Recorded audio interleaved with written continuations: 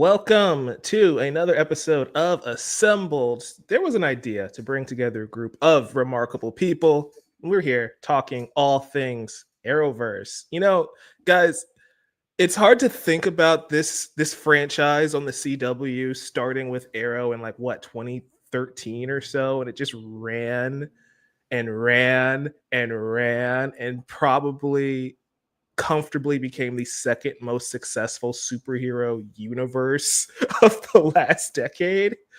Uh, and Cliff and I were talking before we went live here about how this franchise really carried us in high school and college years, right? Of just oh yeah, every Wednesday, just record or tune into a new episode of Arrow. And thinking back, especially with Superman and Lois ending, because that also kind of spawned out of this as well. I just sit back and wow, that franchise was way more impactful, I think, than any of us initially realized. And I think a lot of us took it for granted. But I'm Mike, obviously. Joining me, of course, are two incredible talents. Ren, welcome back, man. How you doing? Thank you so much for having me. I'm excited to talk Arrowverse. I'm doing okay. Tired from flying today, but I've been to the gym now. My energy is repurposed. I'm ready for this. Hey, you crushed the salmon ladder after the flight, so I respect the salmon ladder before. Not today, but I have attempted it. I think it's funny how iconic the salmon ladder is now in Arrowverse lore. Cliff, welcome back, bro. I should add, it's one of the most overrated exercises you can do. Oh, for sure. But I mean, Stephen Amell crushed it. But yeah, I mean, it just if you get those abs, you're doing something right. Right? Cliff, what's your thoughts on the Arrowverse, man? Oh, what a beautiful franchise. Man, it's like you mentioned, this sustained me. It's very weird looking back in 2012 when this show started. This is the same year we got the first Avengers movie. And it's just yeah, it's weird. I was a junior in high school when both of these things dropped. And it's just oh. Yeah, it came out the same year. We're here. Yeah, it was a beautiful, with whether we knew it or not, it was the official starts of what eventually would, as Mike mentioned earlier, two of the most successful cinematic, comic book franchises, if you will. But yeah, I love the Arrowverse. It's great. Some of my favorite moments come from, as a comic book fan and superhero fan, come from this franchise. One of my most iconic Superman moments comes from this franchise and all that stuff. And yeah, it's beautiful. I'd say this is one of the reasons why I love DC and just the plethora of characters that they offer because of this whole cinematic universe. Yeah, you mentioned, you having your highlights, right? Your favorite Superman moments come from this franchise. But I think it's interesting because Superman joined the Arrowverse very late into the game. If you remember Supergirl season 1 and how they just refused to show Superman's face whatsoever, to the point where he's in a scene and we only see him from his boots, and it's okay, that's an interesting choice. They but still I insisted on mentioning him every chance they could. Seriously, I would, if they just said this is a world where Superman doesn't exist, I would have bought it. I would have been fine with that. But it's just he's around here somewhere. It's is he? He sure doesn't like his cousin then, because he never shows up when she's in life or death situations every single episode. DC seems to have a proclivity to just convolute the most basic story ideas that could be transmitted to an audience in the simplest way possible. They did it in the DCU with the whole Chris Pine is not Chris Pine, but he's actually this other dude kind of thing. And I'm going to talk about on the second topic about how they did it again in one of these shows. Yeah, it's interesting. This was coming out of the Bat embargo. Usually, I don't know if you guys know what that is, if I need to break that down, but basically Warner Brothers and Christopher Nolan were just hey, you can't use Batman more than once. So he had if the Dark Knight trilogy is going, Batman can't appear in anything else. That's how you get a show like Arrow. That's just Batman light, and that worked for Arrow. It actually did it very well. But yeah, Supergirl was coming in the tail end of that. So you have Man of Steel and Batman vs Superman, and CBS at the time, because this wasn't a CW show yet. CBS at the time could not use Superman. Yeah, Cliff, I see on your face, you're oh yeah, that's another show that just got folded into this franchise. There's so many of them. Yeah. One of my Like, we're on our favorite moments. Go ahead, Cliff. Sorry. nothing. You're mentioning channels that I forgot existed. Like, what was the CW called before it was called the CW? Was it It was the WBTV? WB, I think. Was it WB? Okay.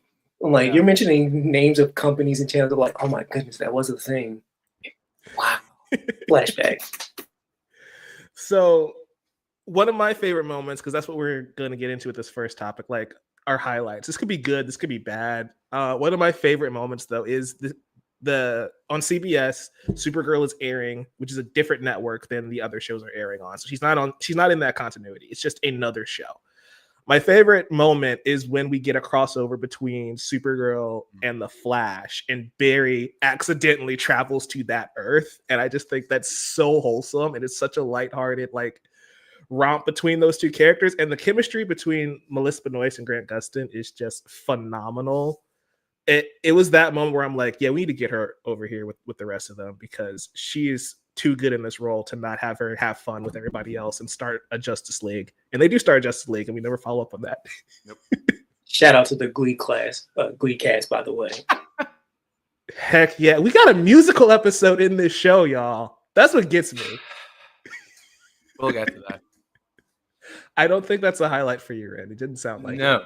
it. And it hurts because I love musicals. And I do love one song in that episode. But again, we'll get to that. That's fair. That's fair. What were your like favorite moments when you think of the Arrowverse? What's the first thing that comes in your head? When I first think of Arrowverse, I think that first episode of Arrow is so special. I think that entire first season deserves to get a lot more love in retrospect. But that first episode was the thing. It's on the CW. It's Green Arrow. It's this guy that, with all due respect to Stephen Amell, nobody knows who the fuck he is. Like, how is this show going to work? What is this show going to be? And it was clearly, with all these things going, let's face it, against it, it's also adapting, by all intents and purposes, one of the greatest Green Arrow stories ever written in comics. Essentially, it's a very loose adaptation of the Longbow Hunters, which was my introduction to Green Arrow in the comics, because I started the show and I wanted to read Green Arrow. So I think that first episode immediately stands out. You got to talk about, you brought up the single crossover with Barry and Kara. I think that first crossover just with Oliver Queen and Barry Allen together, and not even discussing the way they introduce the show, The Flash, by having the Flash show up in one episode of Arrow. I think that episode is a highlight for sure. But that first crossover is just so good. Speaking of crossovers, the Crisis on Earth X crossover still remains the end all be all of crossovers that they've made. And the third season, I need to shout out the third season in terms of highlights of Arrow, because it's the first season where everyone started going, and I was with it. Although they finally fully embraced this version of Arrow is just Batman Light. Yes, it is. And it works because they don't have a Batman in this universe. So they need someone to fill in that that power vacuum for sort of for lack of a better term. And I was all on board in that first season. And I think Arrow, of all the shows that all of them went through their ups and downs, including Arrow, and I think Arrow till the very end was the one that bounced off of those deepest valleys the best, generally speaking.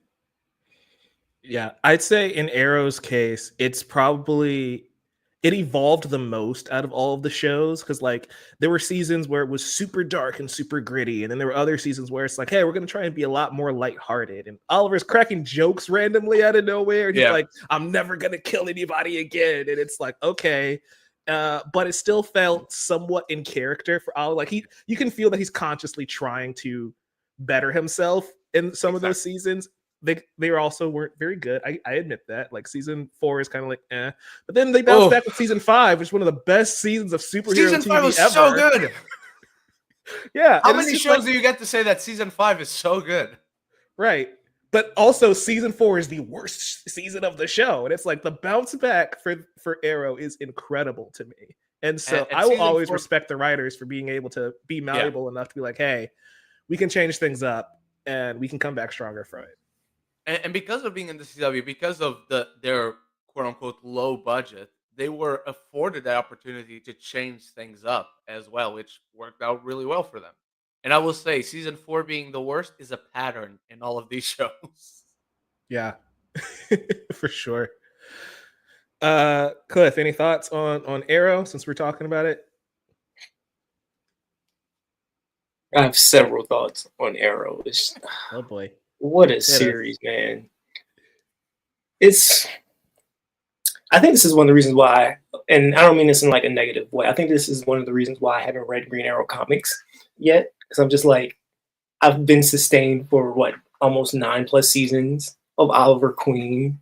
And just like the Arrow family and all that stuff that like it didn't get any better for me because this show is just that fun for me and just that impactful. Yeah, you all mentioned a lot of the things that I really enjoyed, but I really just enjoyed a lot of the characters. I loved how like soap opera esque this show was, which I feel like that's really what comic books really are, just with powers and skill sets and all that stuff, et cetera, et cetera. But yeah, it just felt like I was watching a soap opera and this guy just had a bow and arrow. He's just trying to right wrongs of his father because his father, as we all remember, was a part of a whole underground like crime syndicate and whatnot. That was really, really good for me. And his whole like "you have failed the city" like bit worked every time I saw it. Same. It was a beautiful show. I loved so many of the villains. Loved Slade Wilson in this. I loved Roy Harper. He loved Thea. I didn't even know who this character was. I don't even know if she is a comic book character and whatnot. I don't know if she was created for the show, essentially, but like she was great. I love the Lance sisters, Detective Lance as well. Like every time I think about the show, All Black like, in that show. Oh my god, literally so great and whatnot. He was working on an Emmy awarded show as far as he was concerned, performance wise. Hey, he said he got a steady paycheck, but he said I'm gonna give it my all, essentially. Yeah. But yeah, there's so many great moments, and I agree with you. I do think the show kind of dipped a little bit in quality as we went on, but it did bounce back because I even loved how we eventually get to Oliver's daughter, Oliver and Felicity's daughter, and whatnot. I forgot. I think her name was Mia. Not sure. Thank you. I know the actor's name, but I don't know the character's name essentially. Because she's phenomenal. She's supposed to get a spinoff, right? And then they got canceled. Yep. It was supposed to be like her and then some other kids. It was supposed to be a Young Justice, I guess, Teen Titans kind of situation, or the closest thing we'd get to that on the Arrowverse, if you will. Because we'll get into some moment. She was meant to be with Laura, and then was That's the third canary in the show Dinah? Dinah. That's another thing. Like this show butchers Black Canary so much early on, and they figure it out. It's like, yeah, there's 3 of them now. It's cool, whatever. Yeah. It's like, all right, you wanted this one, you get this one, right? We gonna get. I love how they were able to add more characters. I love how they were able to add more characters to Team Arrow. Like we get Mr. Terrific, and we get another Black Canary, and we get Mad Dog. I think was his name. I don't remember. Oh my god, Mad Dog. But it's like, I love that man so much. That's my boy. They found their groove there. It's like, yeah, sure, things got weird with Laurel and Roy and Thea early on, but they brought more folks in, and it's like I think it found its stride halfway through there. Yeah. You know what deserves a shout out though is what essentially was an original character for the show. And honestly, every bias aside, might be the best character in the show, John Diggle, played by David Ramsey.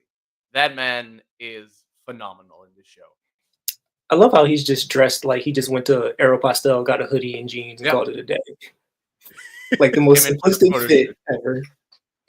This trio right here had no business being that good, if we're being completely honest. Like I know people try and hate on Felicity Smoke, but it's like in the context of the show, she's fine. You just kind of shipped Oliver with Laurel because of comic accuracy, but these two had no chemistry. I'm sorry. They did not. No. Not as a romantic pairing, at least. Yeah, no. Especially because that first season, makes their relationship very uncomfortable. And it's like, yeah, I don't think she should be with this guy, honestly. The guy who But- slept with the sister? I don't think so either. and What are the got odds? said sister killed, Yeah, exactly. allegedly. Allegedly.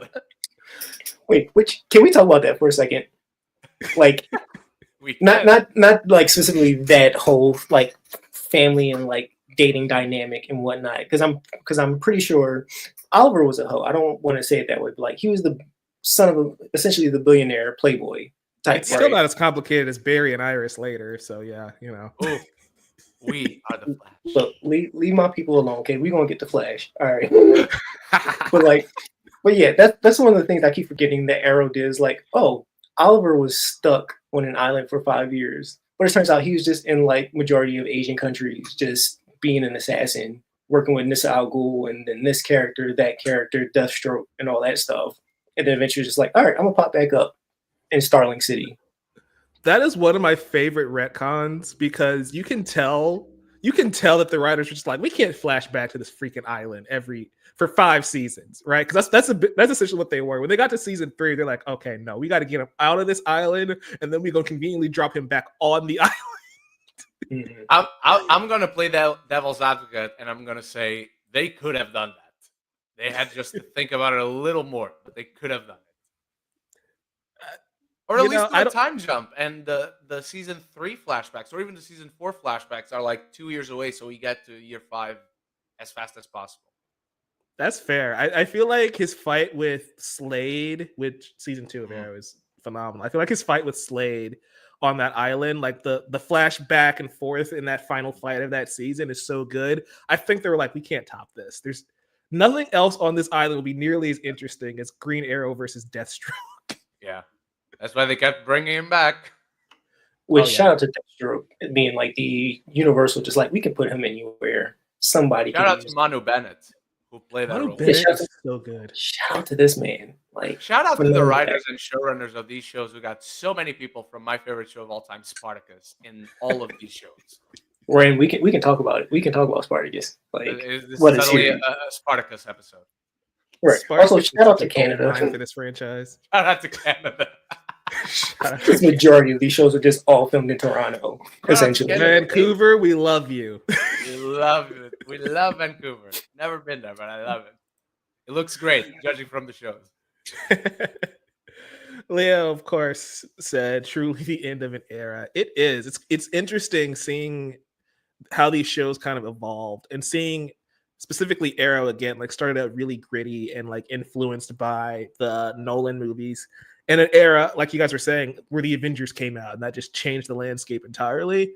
And seeing Arrow adapt and just like, yeah, we're going to have Barry Allen show up at the end of season 2 and have him get struck by a lightning bolt. And then we get the Flash, which is entirely its own animal. And Flash season 1, another phenomenal series. Like everything we did with Harrison Wells and Eobard Thawne and Reverse Flash throughout the course of that show, I thought was always really fun. And again, Grant Gustin is just a gem as Barry Allen. Like if they want to bring, if James Gunn is listening now, he wants to bring Grant Gustin back. Grant Gustin just turned like 35 years old. He can play Barry Allen forever. I have chills just looking at this picture. I have chills just looking at this photo. Like, my goodness.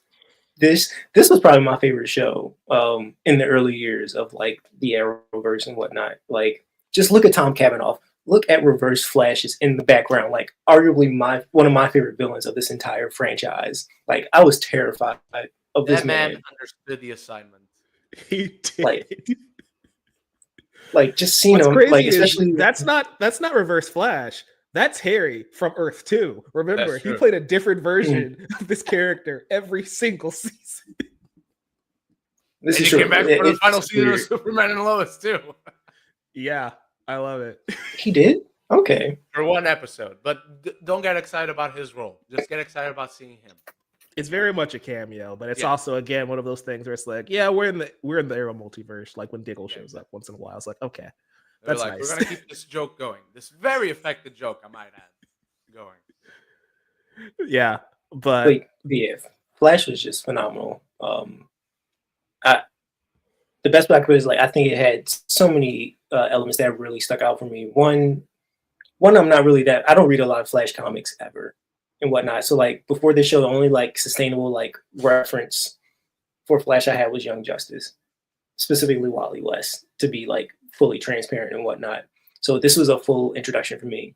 It had a wonderful cast. Like we had Danielle Panabaker, who was Homegirl from Sky High and whatnot. We had Homeboy from Rent, who was Papa Joe Iris West, like my TV dad. I feel like every season he just ups the ante and be like, yeah, this is how you should parent. You know, this is how you should care about all of the kids that you got to take care of and whatnot. I got another version of Wally West as well, et cetera, et cetera. Like the first like 3 seasons of Flash, just again, I have chills just thinking about this show. Like it was a banger for me. Yeah, I think because we're talking about favorite moments right now, I think it's also worth highlighting how, again, these shows kind of, like Rune was saying earlier, kind of hit season 4, and then that's when the fall off starts to happen. And it's like, I think Flash's was way more apparent because he has to get faster to beat said villain. And it became a meme of just like, just run, Barry, run. And that's how he saves the day. And it's like, I appreciate that the Flash did try something different in season 4. I think he fought the Thinker at that point in the season after fighting Reverse Flash, Zoom, and Savitar. Wasn't my favorite season, but like I appreciate that they at least acknowledge, like, yeah, we can't just have Homeboy get faster and faster and faster. He can already travel through dimensions and time and all that stuff. It's kind of hard. We already did his Flashpoint Paradox, which caused a whole crisis afterwards, y'all. Like we've done everything fast related has been done with this man. So yeah, I understand that. Especially, what was it? 3 seasons we just had speedsters as his villains back to back and whatnot. Yeah. So I totally get it. But if season 4 proved anything, it proved that the villains always being speedsters was not the problem for the show. Right. It was, if anything, I think the format was the issue because it's like, well, just get faster should not be the solution to every single problem.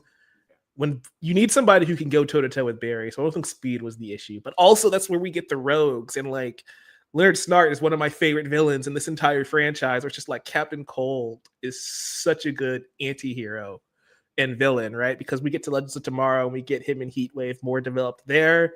And I just love how this entire franchise just now spin-off after spin-off after spin-off, where it's like Legends of Tomorrow is technically a Flash spin-off because half the cast from that show are Flash characters led by like Sarah Lance.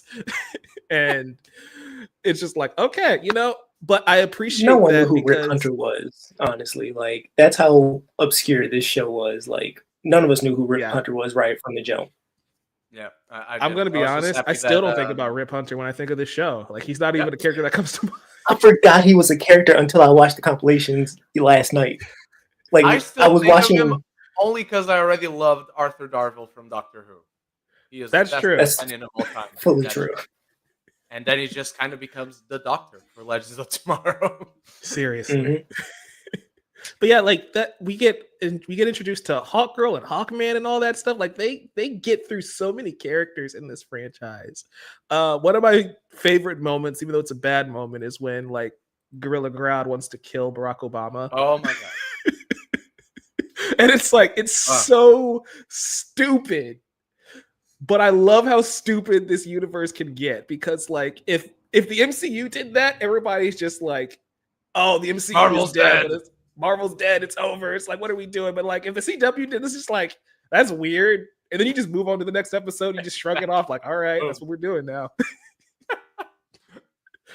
It's so great. I did want to ask you guys about the lasting impact of the Arrowverse because, you know, now that it's over, how will we as fans remember it? Because some franchises just come and go. Some of them last forever. Like the MCU is going to be a cultural like cornerstone until the end of time now because it just became the biggest like movie franchise ever. But what happens with this random pocket universe on the CW? Like, I think it did well going to Netflix and then it got like an audience there. But like, how will history treat this franchise in the next 10 years?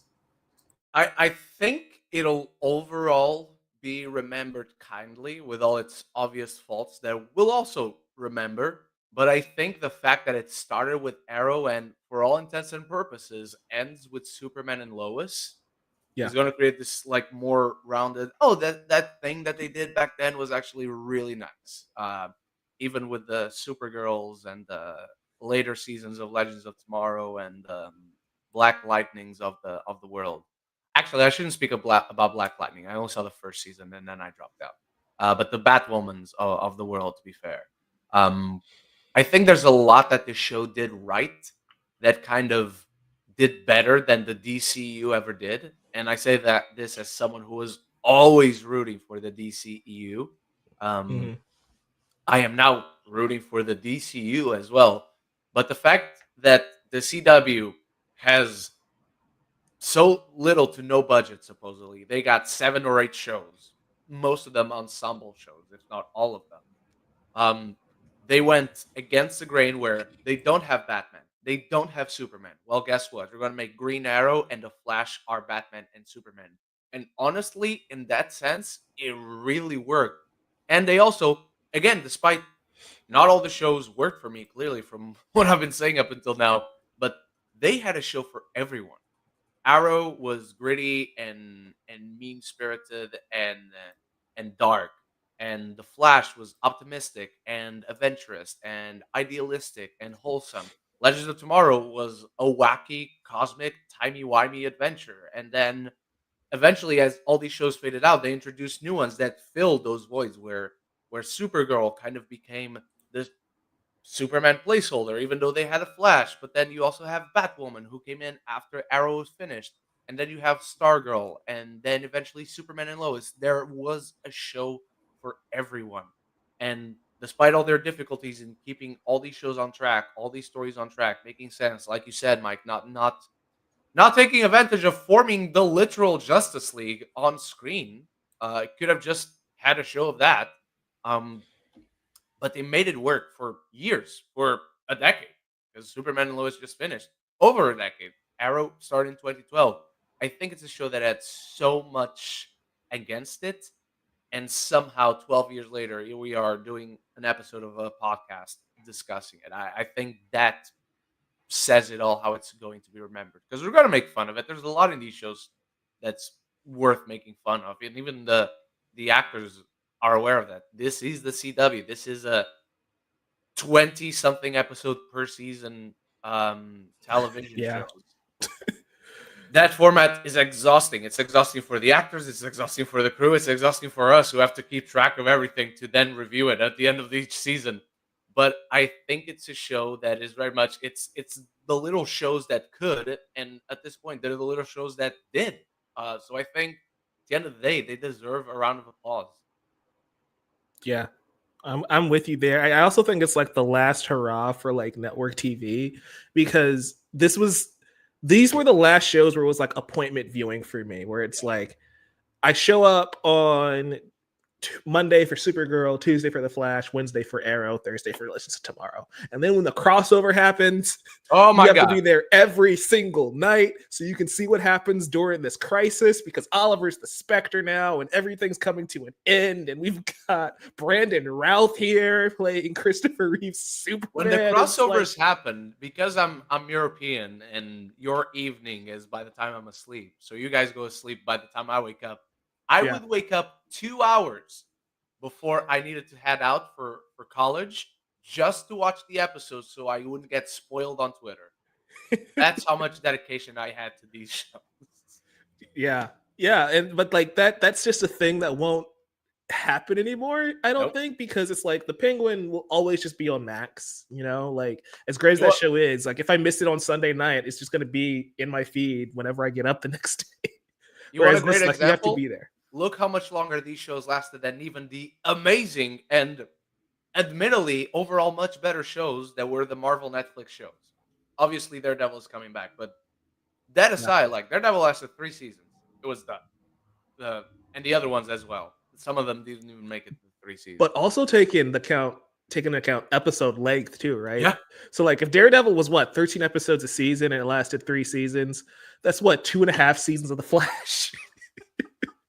at At best, that's crazy. That's crazy to me, and this is why, like, we always talk about comic books adaptations, and I keep saying TV is the best format because it's the closest you can get to like weekly or monthly comics. And we spent how many hours of our lives with Oliver Queen and Barry Allen and Kara Danvers? Yes, they changed her name, and that trips me up every single time. but but like we spent so much time with these characters, so many years with these characters. I think that by itself is incredible, and I kind of wish more studios realized that. Yeah. Also, I they agree. gave us Bebo, so 10 out of 10. All hail Bebo.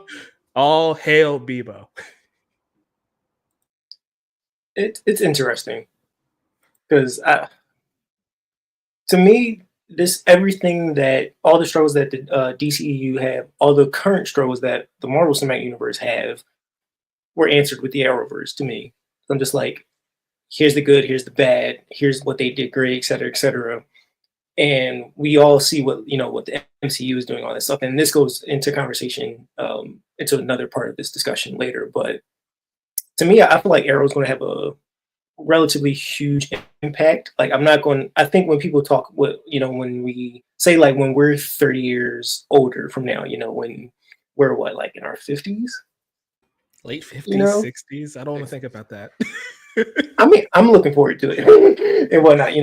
I'm curious I believe this will at least be like at least the third ranked most talked about, version of a cinematic universe and whatnot in terms of comic book adaptations. Because to me, they've done so many good things. Like I got Brandon Routh in the Kingdom Come Superman suit. Like y'all can't top this. Like I'm excited for that Superman movie. It's going to be great, but I'm like, I got Kingdom Come Superman. Like I've seen my favorite Superman and my favorite Superman costume on the big screen, and it works. Like y'all can't give me any other. They committed to the bit. Trunks I love and it. all.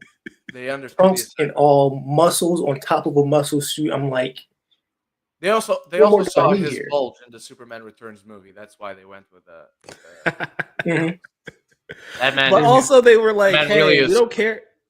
They're like, we don't care if he's been playing a character in this franchise for the last 5 years or so. Screw that. Put him in the Superman suit. I'm just like, bet.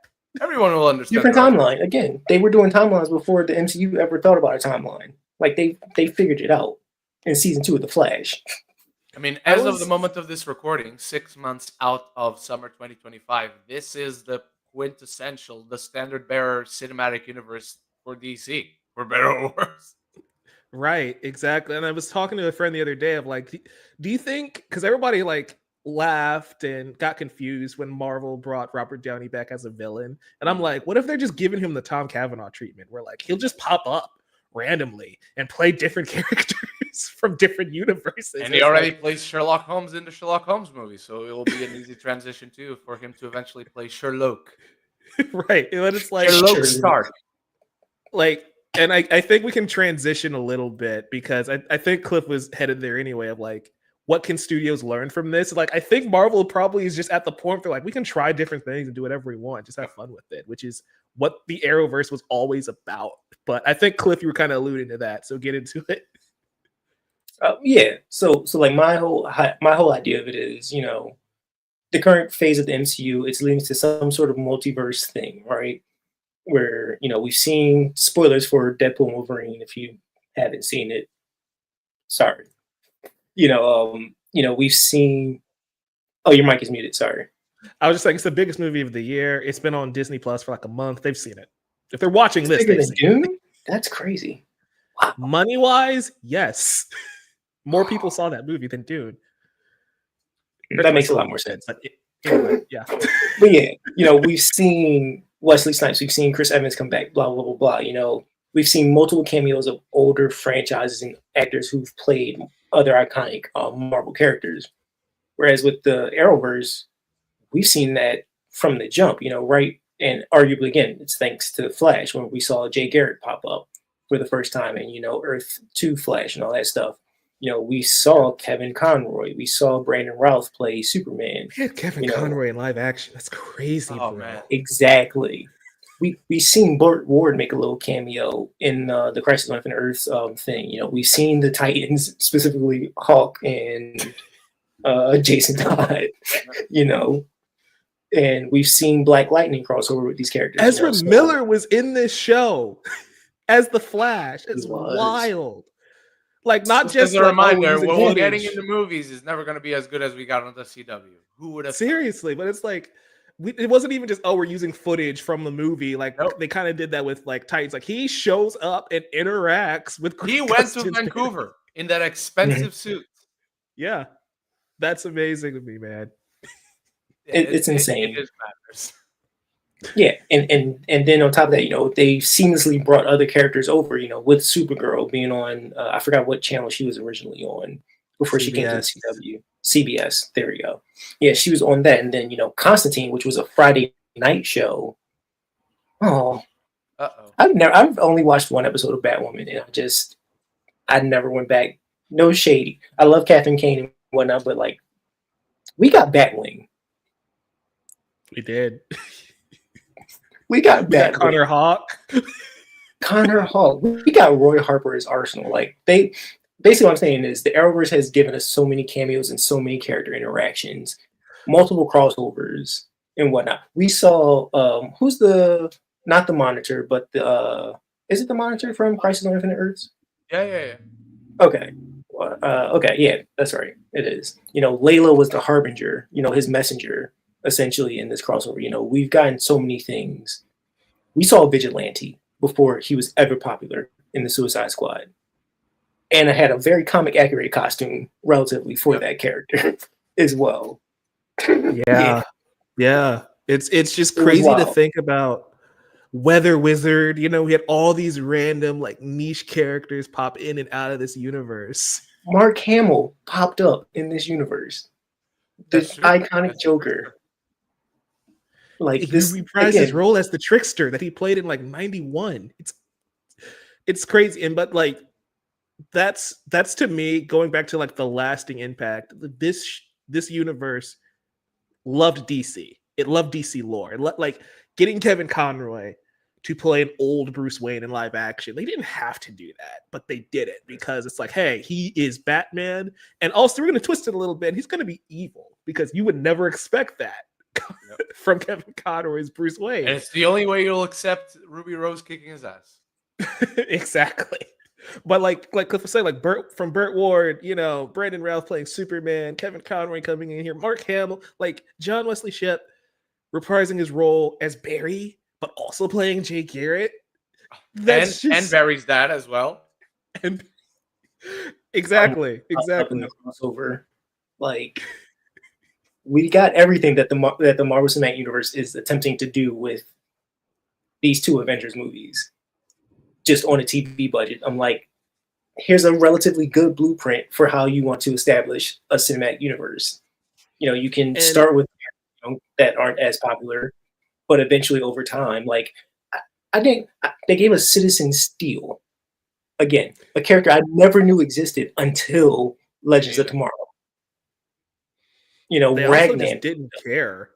Yeah, like they also just didn't care about continuity of just like Killer Frost being a hero for the majority of the Flash, and it's just like, okay, sure, it's why a not? double personality thing, and two of them exist because the way they retcon things to actually make sense for new storylines to come in. It was fascinating to see how creative they tried to be with everything.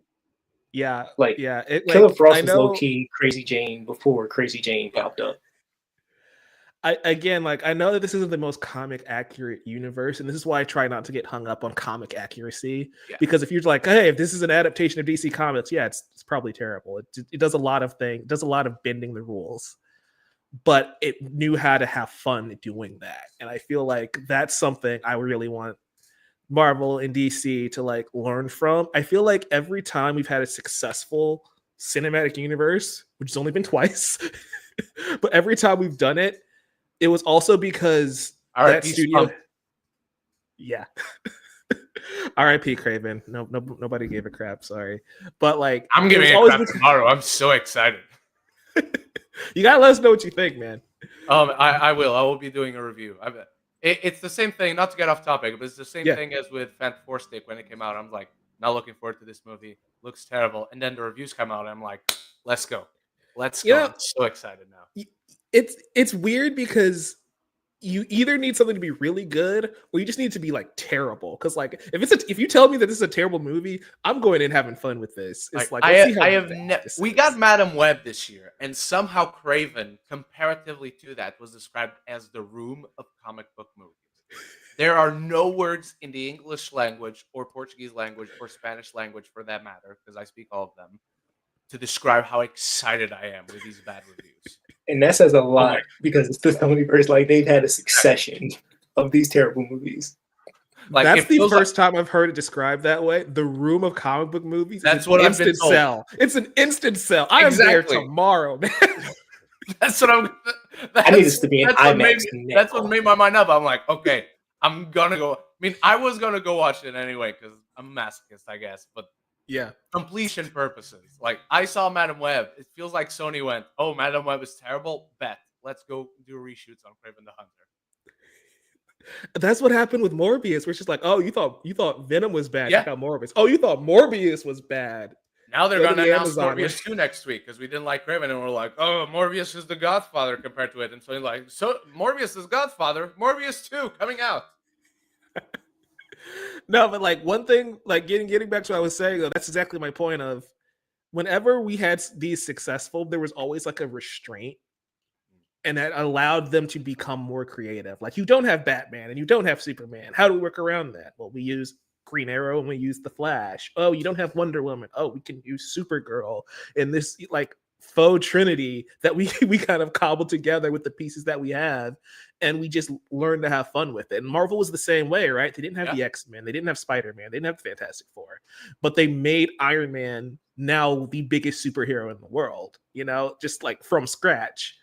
And so I just want more creativity and like outside the box thinking going forward, because I think that's what made not just the Arrowverse, but also the MCU take off the way that it did. Because like Cliff was just saying, these are characters we as comic book fans didn't even know existed. And you're pulling them in and we're falling in love with them, you know, like Prometheus being as big of a threat that he was to Oliver Queen, just like better than anything you did with that character in the comics already. Yep. 10 out of 10.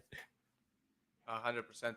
And I think they also should be given credit. You just brought up again the fact that a lot of the lazy criticisms, let's face it, where it's like, oh, they don't have Batman, so they have the Green Arrow. They don't have Superman, so they have the Flash. Yeah, okay, if it's not for you, don't watch it. But then with all those complaints for like 2 seasons of the Flash, 3 seasons of Green Arrow, they got to the point where, yeah, we don't have the Justice League. So you're going to have a show where everyone that's a part of this team, Legends of Tomorrow, is admittedly a reject. And so you're just going to fall in love with them. And with the wacky antics, they are clearly cut from the same cloth as the golden age stories of comics in the 60s. Where it's silly. It's one of those things like, why does this happen? Because comic books. And that's all it needs to be said. Yeah, seriously. We got Vixen. I really can't believe she popped up in the cinematic universe. Like we've got two Vixens. 2 Vixens. We got 2 Vixens, 3 Canaries. We got the perfect Constantine, to the point that they got this man to voice Constantine in everything they could. Look at his face. He like, yeah, I'm up to something conniving. Like, don't trust me. I'm sneaky. Like, it was perfect. So good. Every one of these actors is so good. Brandon Routh should have had the career that Zachary Levi has had, but that's another conversation. Oh, I mean, he ain't wrong. That's not a hot take. That's a normal take. I can perfectly see that man as Shazam, and it being good this time. See, sidetrack moment. My perfect Shazam is Hulk from Titans. Is Alan Ritchson. Like every time, I don't know if y'all watch like Blue Mountain State, but like he was right there. They could have casted this man, but stop. You know, that's a side tangent. But yeah, like it's. I think the Arrowverse will be a good example of, hey, use what's in your toolbox, use what's in your sandbox, if you will. If you don't have access to these things, there's a whole nother avenue of characters you can use. You know, Legends of Tomorrow, they're, you know, your Challengers of the Unknown, they're your Guardians of the Galaxy, if you will, you know, all that stuff. And like, we got to see Vandal Savage be a villain for not just Arrow, but also Legends of Tomorrow for like 2 seasons. You know, we got to see a variation of a Kingpin aka Tobias Whale in Black Lightning. Like again, it's so many iterations. Like we got to see Lightning and Thunder from Black Lightning. We got to see characters who would never get to shine, or even still do in comics today, get a spotlight. And I think it was a lot better for that franchise. We got Impulse, and like Barry had a daughter that time traveled back. True. Excess.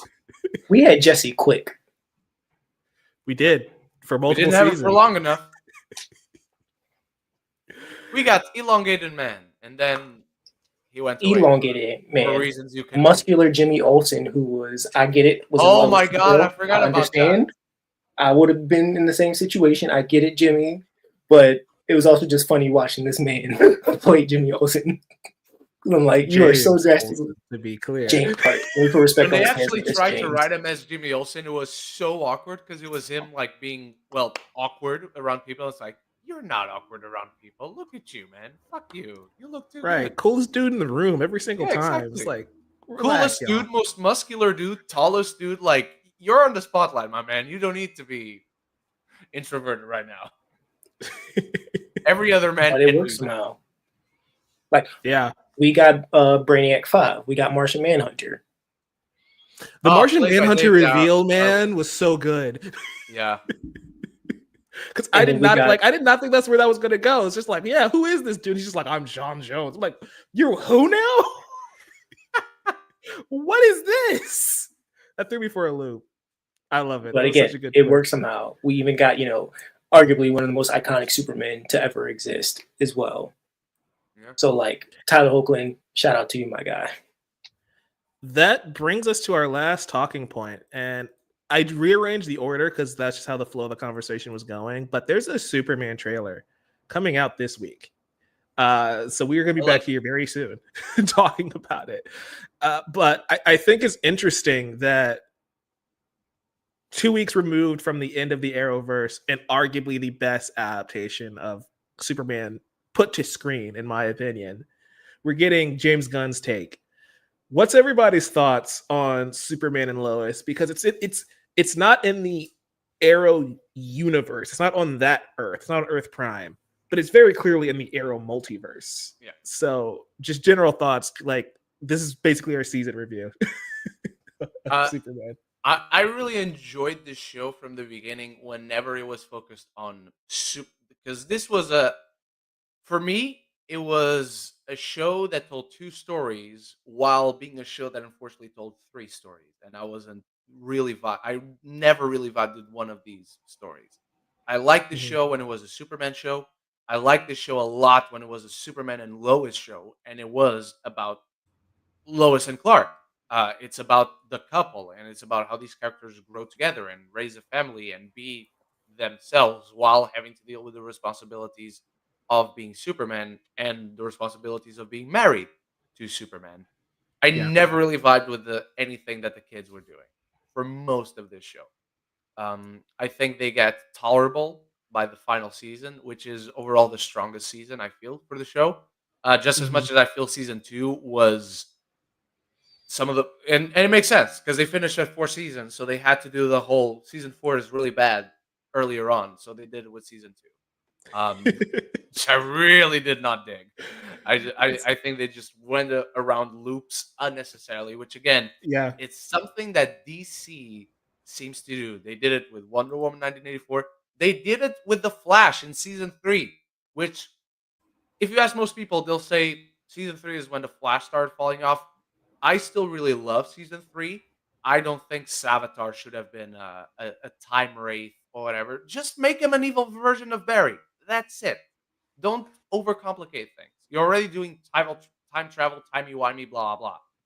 And I had those same issues with Superman and Lois season 2. But as a whole, I think this, in terms of consistency of quality, I think this is easily the most consistent show they've ever done. In the Arrowverse, per se. Tyler Hoechlin is a really good Superman. Lizzie Tulloch, is that the name of the actress who plays Lois Lane? Yeah, I think full name is Elizabeth, right? Wonderful Lois Lane. As much as I will disagree with Mike, that to me, my favorite version of Superman on screen is Man of Steel. this is the best Lois Lane we've ever gotten on screen. And I think a lot of why we will remember the Arrowverse in a good way, again, is because of the ends and the beginnings. Because it started with Arrow and now finishes so strongly with the show that so understands the character it is portraying. Yeah. Cliff, how far did you get in the show? I know you haven't finished it yet. First 2 seasons. So Okay. where It gets Kal-El's better, I brother promise. was the main villain. Oh, I've been told. To be honest, I remember it might have been a year ago, maybe 2 years ago at this point, where that article that came out that like majority of the Superman and Lois cast was not going to be in the show. Like that's what like honestly what made me stop watching because I was just like, I'm enjoying this dynamic and whatnot. But to clear this Everyone up, ended up coming back though, right? yeah, they're all Yeah. still in the show. Yeah, Their exactly. roles have been reduced, but like you can tell that hey, this episode these characters are here, but the other ones aren't. And then in episode 3, we're following this group of characters, and then those characters in episode 2 aren't here anymore. You know, like so, like they juggle it, so they're not all in the show at the same time. And I think that's how they kind of get away with it. They probably had smaller contracts and did less episodes overall, but all the characters are still involved in the series. So if that was your fear, they actually handled that quite well. Okay, so I can go to the library and eventually take out the other DVDs and finish this show, essentially. So Yeah. that's good. But yeah, the seasons I have watched, this is such a fun series. I love Dad Superman. I love this era of Superman, especially in the comics, since that's where he is right now as well and whatnot. I really appreciate that like they took this family out of Metropolis and just put them back in Kansas. Small town family, usual problems. You know, we got your moody teenager, we got your potentially star football quarterback and all that stuff and whatnot. And I also love that it kind of starts off where like another situation where this family, and specifically Clark, has no parents, essentially. Spoiler alert for anybody who hasn't seen season 1 yet. But you know, it's already starting off where like the stakes are really high, but like they're extremely personal. And I think that's one of the beautiful things about the Arrowverse, specifically with like Superman and Lois and Black Lightning, is like, yes, we had, you know, our big fantastical parts and all that stuff, but at the core of this show was the Clark family, you know, was the Kent family, you know, even Papa Lane, you know, Grandpa was even involved in this, you know, our Thunderbolt Ross, if you will, essentially, to draw comparison. But yeah, I really dug it. Loved a lot of I personally loved a lot of the character work with the sons, especially just with like that dynamic of like, yeah, we all expect Jonathan to be the one to have powers, but eventually the one kid, I forgot his name, Jordan, the moody one, Jordan, thank you. Yeah, you know, I like the contrast of like, oh, this is how it actually ends up, and I saw the final shot of of all the Superman family from the series finale, so I know eventually Jonathan gets some powers and whatnot and all that stuff. But yeah, I really dug it. I think it's a beautiful show. I think it's a beautiful take on Superman. I don't know if it's my favorite Superman just yet. I feel like all of these live action versions and animated versions with like My Adventures with Superman are giving me so many specific errors and time placements with the character, you know, where My Adventures with Superman is like post-college Superman. You know, Smallville gave us teenage Clark. We're getting family Superman here with Superman and Lois and all that stuff. So which I haven't gotten to that. Adore My Adventures with Superman. it's so good, man. It's so good. I purposely stopped watching so I can watch it next year, so I can just like lead into the new Superman movie and whatnot. Oh, and also we got Steele, who in another world was in a relationship with Lois Lane, and then we got Natasha Steele, which was a little weird, but I'm like, hey, we're here. Steele becomes one of my favorite characters on the show. Like he's legit, great as it keeps going. Yeah. I will say for me, because this is my favorite live action Superman. Compared to Man of Steel, compared to the Reeves movies and Smallville, this is to me the most realized version of the character. Like in Man of Steel, that very much is the origin story. And like Cliff was just saying, that is a different part of Clark's life, but it never felt like in the DCEU that Henry Cavill Superman ever fully embraced becoming Superman. Because in the first movie, he finally like has the origin and he defeats Zod. And that's great. And then Batman vs Superman, he's like, I don't know if I want to do this. And then, you know, he gets killed. We never got the third chapter, sadly. Right. The fully realized third chapter. Right. Whereas this one skips all of that. And it's just like, hey, no, this guy's been Superman for 20 years. He's got teenage kids. He's married to Lois Lane. And this is him having to adjust and being a dad. And one thing that I love about Tyler Hoechlin's Superman is that he is very human, right? Where it's like he's coaching the kids' football team and he's trying to like fit back into Smallville after being a reporter for like 20 years and like starting a small business with his wife because she's taking over the Gazette. And it's like it's so personal, like you guys were saying earlier, where it's like it humanizes Superman in a way I don't think we've ever done before. But it's also like, oh yeah, he will still go fight Doomsday, or he will still fight Bizarro, and he's butting heads with Lex Luthor, and the psychological warfare between him and Lex. Like he knows that if he wanted to, he can go kill Lex at any moment. But we have that like actual comic book relationship between the two, where it's like Lex still poses a threat that even Clark can't defeat by himself, you know? And I think that's such an interesting take. And I do love Smallville, and I do love the city, not the show, to be clear. I do love Smallville in this show. And I love Jordan and I love John's relationship drama, because at the end of the day, this is a CW show, and like teenage angst and drama is what the entire network is built on. And so I think abs. funneling, don't forget abs. Yes. And I think funneling all of that into the kids, though, allows Lois and Clark to be the mature adults in the room. So it's like sometimes Barry and Oliver would make very immature and like dumb decisions. Like, you are 30, Oliver. What are we doing here, man? In But it's their like if Jordan defense, does it, they did not have parents for most of their life. that's fair. But like when Jordan and John does something stupid, I'm like, teenagers. Yeah, and in their defense as well, most of their kids were already close to their age when they meet them. Like they don't have full relationships. Yeah, they were true. not present when they were born. Honestly, at least not in this. And in those the current guys timeline. meet a lot of estranged and secret relatives. Mm-hmm.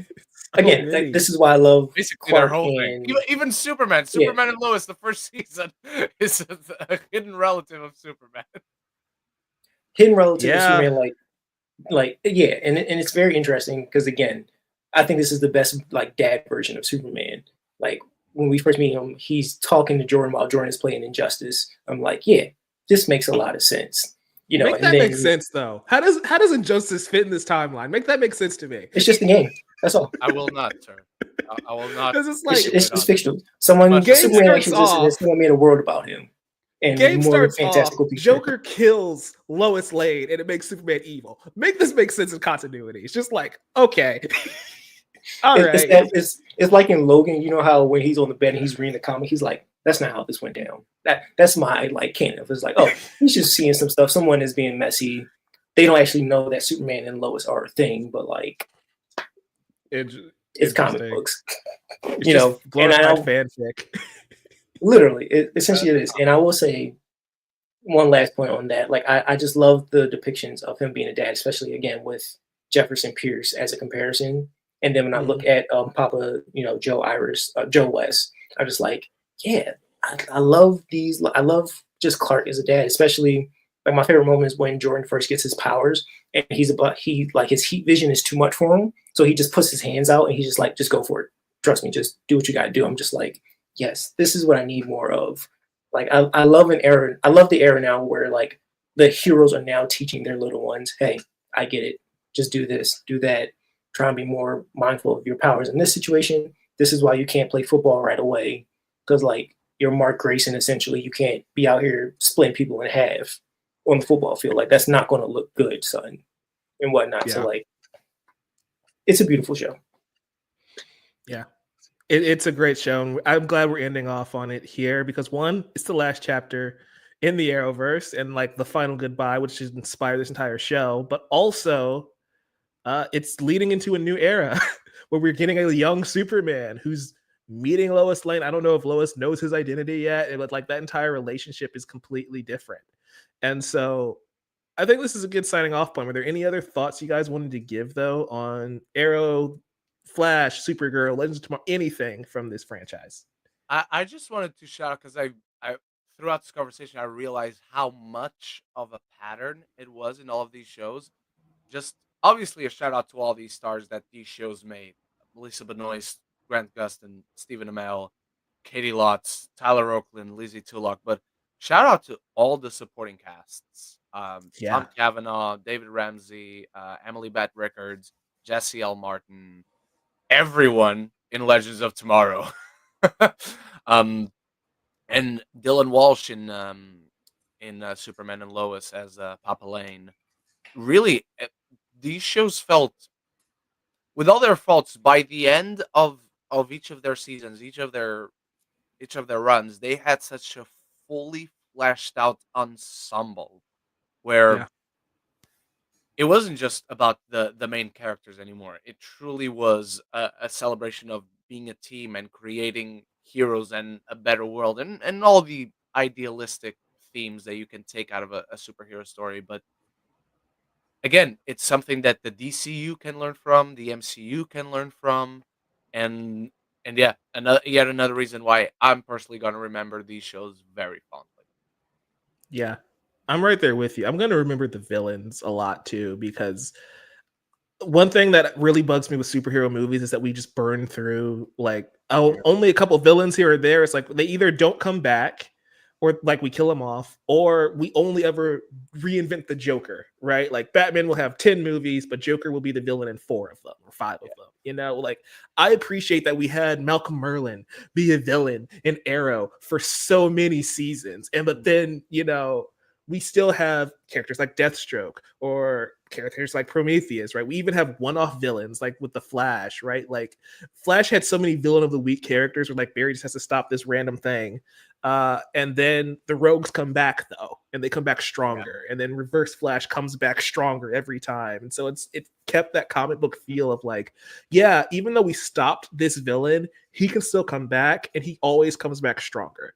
And how does the heroes figure out how to beat them from there? And that's just something that is a staple of comic books, but I don't think adaptations really take advantage of it too much. Like Marvel really only brought Loki back when you think about it. No other villain in the MCU was really like reoccurring.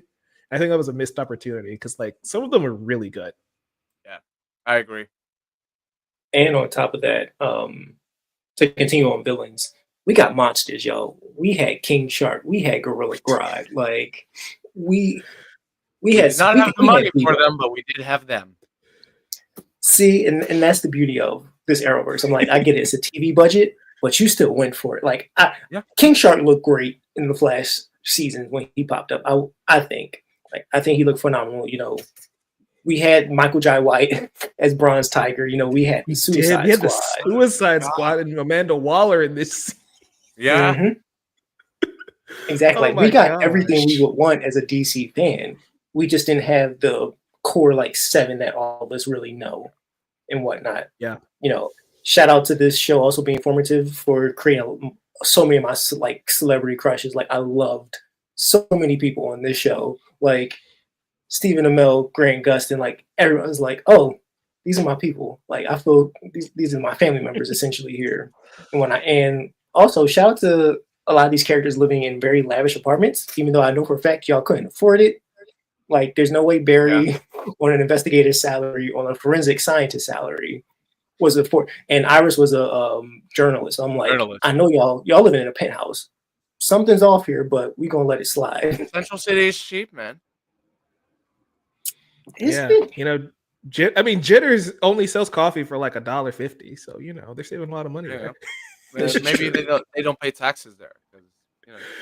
It's a high traffic area. Like think of when you think about it, rent is probably very cheap because you never know when Captain Cold's gonna just freeze half the apartment building. You know, so, exactly. Or when a giant shark. It makes all the sense in the world now. Right. That's true. Yeah, where Firestorm might pop up for some reason. Yeah. Oh, maybe a black hole comes out of the sky and everyone's gonna die like in an instant. You never know. Also, the radiation from the particle accelerator explosion, you know, just giving people random abilities. I'm sure everybody's rent was significantly lower. Like, if you want to live here, you might get cancer, but $200 a month. Yeah. 50-50 chance. Like, what do you want? Right. I'll take the $200 a month. Thank you very much. Seriously, it's like, you know what? That's cool. I'll do it. If I get superpowers, that's a price I'm willing to pay. If I get superpowers, cool. If I die, I don't have to worry about rent anyway. So Well, that's dark, but yeah. Captain Boomerang was an Arrow villain for some reason, even though the Flash existed. That's one of Oh my my favorite god! moments. And he was played by an actor from Spartacus. We're gonna have to analyze Spartacus and why this kept happening one day. That might be another episode. But Everyone yeah, from New Zealand was unemployed as soon as the show ended because everyone in New Zealand was employed in that show, and suddenly they were like, "Let's go to Canada." we had Ra's al Ghul, yo. I know we just keep naming random moments, but like the fact that we had Ra's al Ghul stab We had Oliver. Nissa Al Ghul. We got Talia's sister in Yeah. this Played We by only an got actor Talia anyway. from Spartacus. Right. But like Again, Oliver from Spartacus, dies, yes. and then we're just like Lazarus pits are a thing. It's like, oh, okay, that's something Batman doesn't even have the guts to do. Batman's never introduced Lazarus pits in live Nope. action. Oh, it's What an amazing. amalgamation. I love this franchise for all its faults, for all its campiness. I enjoy that it embraced the campiness though, and like some of the weirdness of comics, and just said, "Hey, we're gonna do Crisis on Infinite Earths and make it the weirdest thing ever."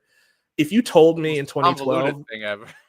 right? Like, but if you told me in 2012 that this little show that like was really cool on the CW of like Oliver having a hit list of billionaires that he needs to take off because they're destroying his city, which is very topical right now. But Oliver going through names, and then you're like, oh, but check this out. At the end of the show, though, he's going to become like a Nexus being and save the multiverse and become the Spectre, and just like timelines are collapsing, and he creates a new universe for his kids By to live dying. in by dying, man. And it's like, huh? Because comics. Because comics. But when we get there, it's the most heartbreaking thing ever. Like It when is. he's dying and buried in Sarah's arms, you're just like, oh man, it's over. And the last episode of Arrow is a funeral that he's not even in. Like Stephen Amell's not in the last episode of Arrow. Can we talk about how that funeral, that one shot became a meme now? Where all the cast and like Grant Gustin's just like this. Yeah, exactly. Like that is a meme now. And I'm curious if anyone actually knows the references outside. Like if you were fans like us, you know. But like that's culturally significant now where it's just people, you see it and everyone understands. Like just that memes like reference and whatnot. And I will say last thing, shout out to Stargirl. I love that show. I think it's arguably one of the shows that like helped resurge the Justice Society's like traction, especially to now where even in the comics, that is the core like representation of these characters, is that like relatively specific iteration of the team. Like a lot of the teenagers are Wildcat, Dr. Midnight, and all that stuff and what have you. And I think we got to see Star and Stripe, like a giant robot, pop up in this universe. Like that turns Played into a by car. Luke Wilson. Played by Luke Wilson. Like How weird is that? I don't know, but like we got Sportsmaster, like we got Cheshire. We did. And we did. We also had Wally West for a weird moment of time. And yeah. I don't like how we handled Wally, but it's okay, you know. Look, I'm just happy we got Wally. Okay. In an era where we had a really great Barry on TV and then a very struggling Barry on movies, I'm just happy Wally West is just constantly popping up. That's all. A struggling Barry who kept running so far into the future, it took us the whole run of the Flash show to get his movie. Yes, it did. The entirety of the CW. 9 seasons on the CW. I want to put into perspective what Rin's talking about. I want everybody to go back to when the second week, it was episode 2 of The Flash. The same day they announced a Flash movie starring Ezra Miller.